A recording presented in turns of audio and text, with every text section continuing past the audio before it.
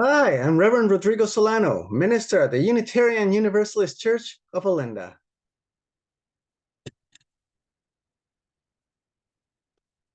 There is a famous passage from Shakespeare's play, The Tempest, in Act 4, Scene 1, which invokes the notion of life's dreamlike qualities, and particularly the illusions that are inherent in it. Quote, "We are such stuff as dreams are made on," it reads. And perhaps one of the greater illusions in life is the very medium that Shakespeare uses, language. That's not to say that language isn't important or impactful or real for that matter. I am using language right now, and much of our church's life, including this moment, is centered around the power of language.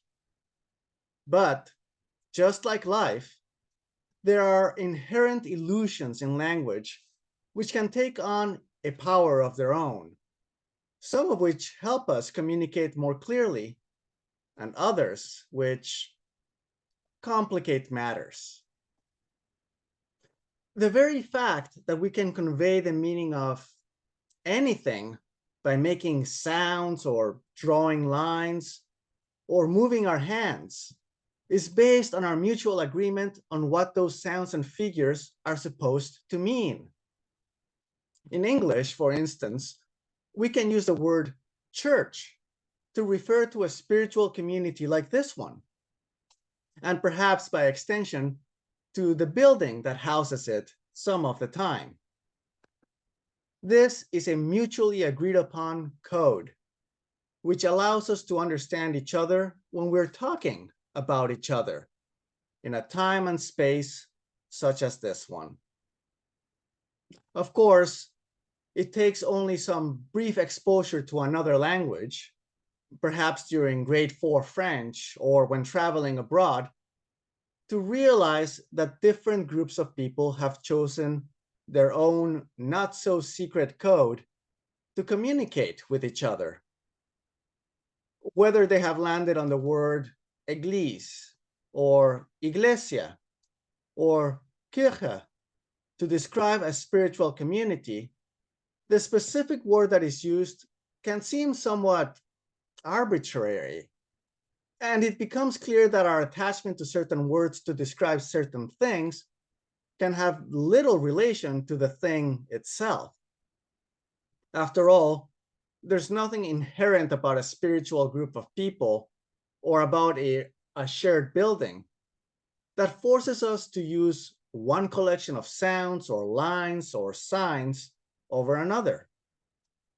As long as we have some agreement as to what the code means, we are happy to accept that meaning.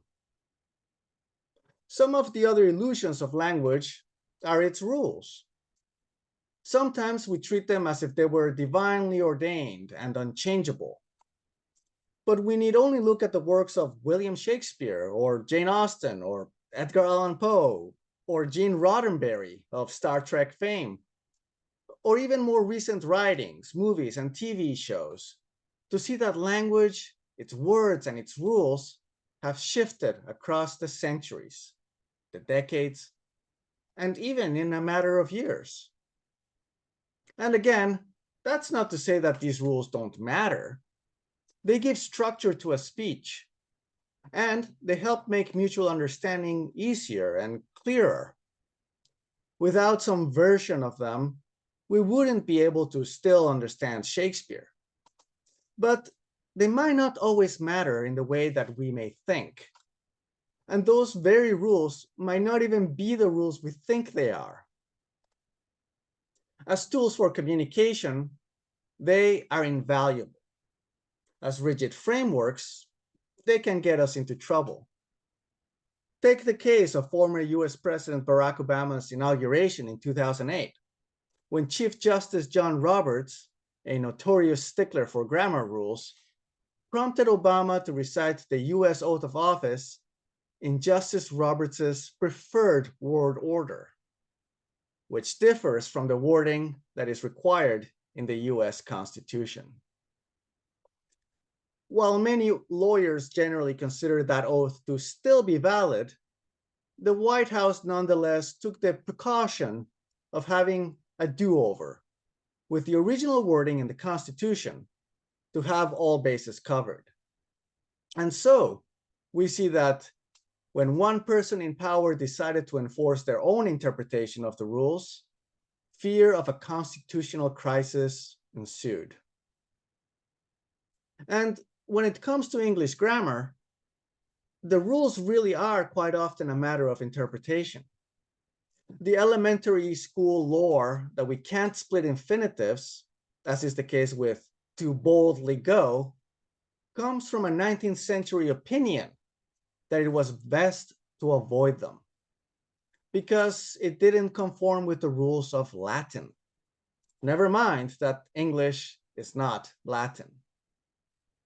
The same goes with that notion that we can't end sentences with or on.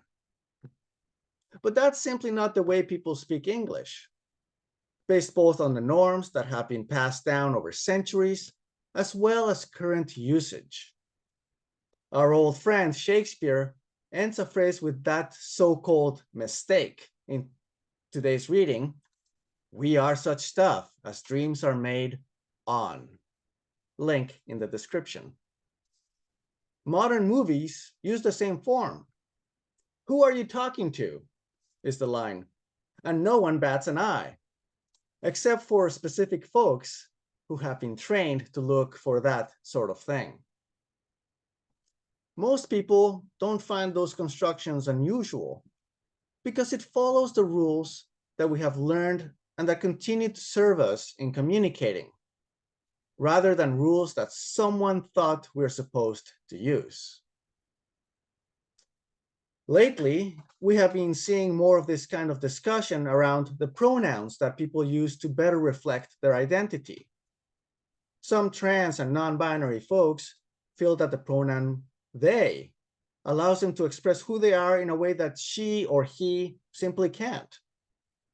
And there has been some resistance to that usage, since many of us are often accustomed to using they as a plural pronoun. Or so we think. Most people will use phrases like, "Someone took my coffee mug and they need to give it back," without even noticing that they use the singular they, as do many people every day. Heck, even Shakespeare used it. We even use plural sounding words like are for individuals in standard English all the time.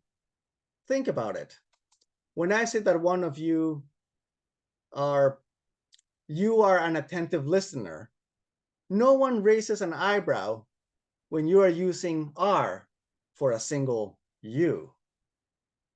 Actually, some people do raise an eyebrow. People who had to learn English later in life, such as myself. Only then did that quirk of the language seem unusual. And there are dialects in English that have different rules from what many of us may be used to. Yet they do have rules that allow their speakers to understand each other. A notable example is African American vernacular English. It has practices that are less common in standard English, such as using double negatives. Don't go nowhere.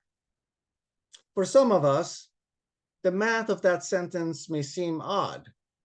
Won't a double negative make it a positive? But language isn't math, and people will understand what that means. Linguists even have a name for this kind of construction: negative concord. It's a way of emphasizing the negative meaning in a way that feels consistent throughout the phrase. And it makes perfectly good sense when you have learned to understand that sense. It's also not unusual in many languages. French and Spanish use negative concord all the time, and people have no trouble understanding each other.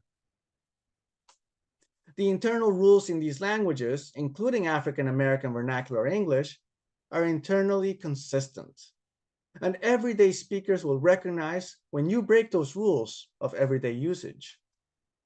The fact that African American vernacular English is sometimes looked down upon is more an indication of who is often in power than an issue with the dialect's grammar itself. And to be clear, this is not a call to abolish or ignore rules. It is a call to be mindful of what they are, why they are, who uses them, and how they are meant to serve us, rather than us being subservient to them. I generally stick to the norms of standard English when I speak from the pulpit, as I know that this will allow me to communicate more clearly with most of you. Though I also don't worry too much about breaking with those opinions that are sometimes received as rules. I split infinitives. I end sentences with on and with.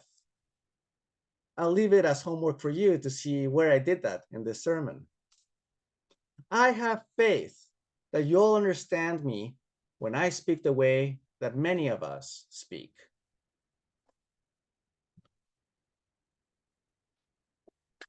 Linguists that pay closer attention to how language is spoken are said to take a more descriptive approach to understanding our speech and its many illusions.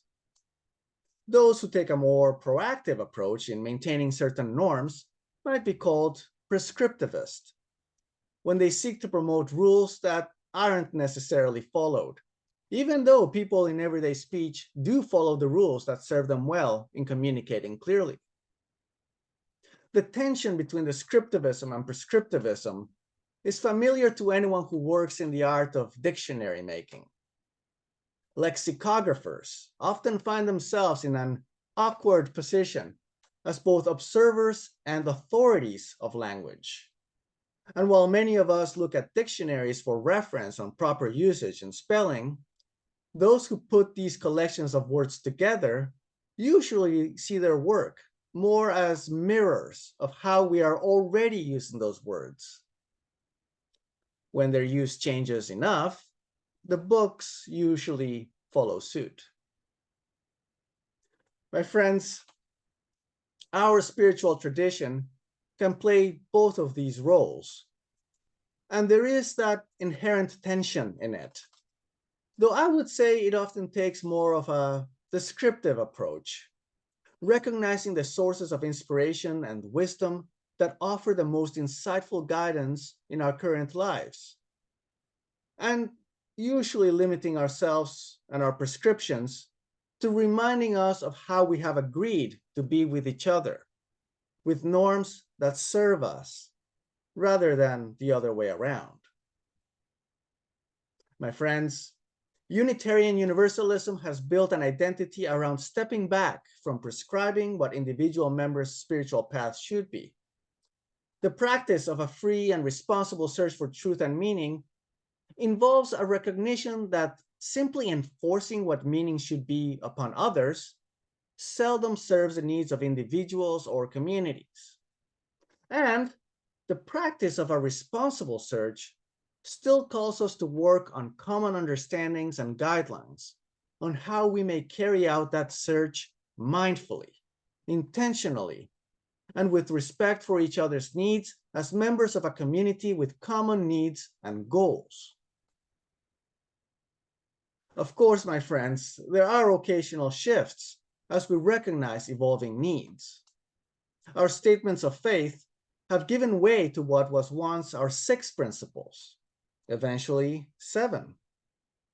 A year or so ago, we added an 8th principle in Canada to better reflect how we have said we wanted to be with one another, and particularly in dismantling racism and systemic barriers to inclusion in our communities, small and large. My friends, in a couple of weeks, we are invited to join in a national service where ministerial colleagues of diverse backgrounds will explore more deeply how we may live more fully into this 8th principle, that we may better understand what this norm has meant to us and how we may better reflect it in our communities and lives. to get a clearer sense of how we may adhere to the norms of justice that we proclaim to seek. My friends, there are many ways to express ourselves.